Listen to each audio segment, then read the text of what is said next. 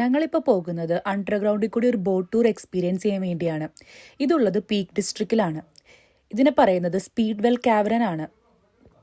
നമുക്കത് കയറുന്നതിന് മുന്നേ നമുക്ക് സേഫ്റ്റി ഹെൽമെറ്റ് ഒക്കെ തരും. ഗൈഡ് നമുക്കിത് ഇൻസ്ട്രക്ഷൻസ് ഒക്കെ പറഞ്ഞു തരുവാണ്, എങ്ങനെയൊക്കെയാണ് ബോട്ട് ടൂർ പോകുന്നത്, അതിൻ്റെ ഹിസ്റ്ററി, അങ്ങനത്തെ കാര്യങ്ങളെക്കുറിച്ചൊക്കെ ഗൈഡ് പറഞ്ഞു തരുവാണ്.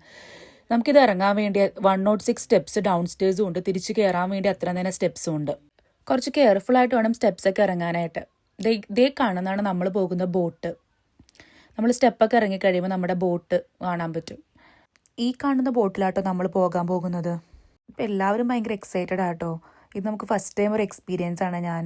അപ്പോൾ എല്ലാവരും ഈ ബോട്ടിലോട്ടൊക്കെ കയറാൻ റെഡിയായിട്ട് വരികയാണ്.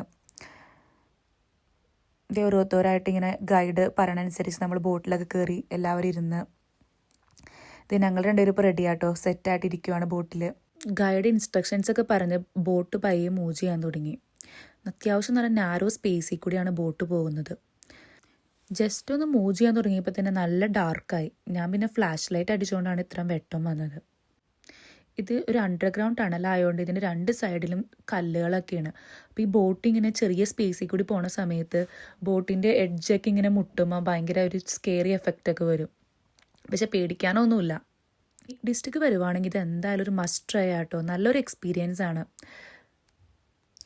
ഇതിൻ്റെ ഹിസ്റ്ററി പറയുമ്പോൾ ഇത് ആദ്യം ഒരു നാച്ചുറൽ കേവ് ആയിരുന്നു. പിന്നീട് അതൊരു മൈനിങ് ഏരിയ ആയിട്ട് മാറി. ബാക്ക് ഇൻ 1776 ഇവിടെ ലെഡ് ഓർ മൈൻ ചെയ്യാൻ തുടങ്ങി.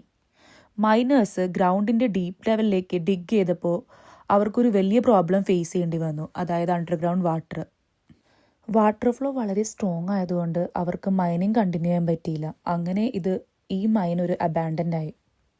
ഈ കേവിൻ്റെ അകത്ത് ഒരു ലോങ് അണ്ടർഗ്രൗണ്ട് കനാലാണ്. അത് ഓൾമോസ്റ്റ് ഒരു 1/2 മൈലോളം ഉണ്ട്. ഗൈഡ് നമ്മളെ ബോട്ടിൽ കൊണ്ടുപോകുന്നത് വളരെ നാരോ ആയിട്ടുള്ളൊരു ടണലിലൂടെയാണ്. ഇത് UK തന്നെ വെരി റെയർ എക്സ്പീരിയൻസ് ആണ്.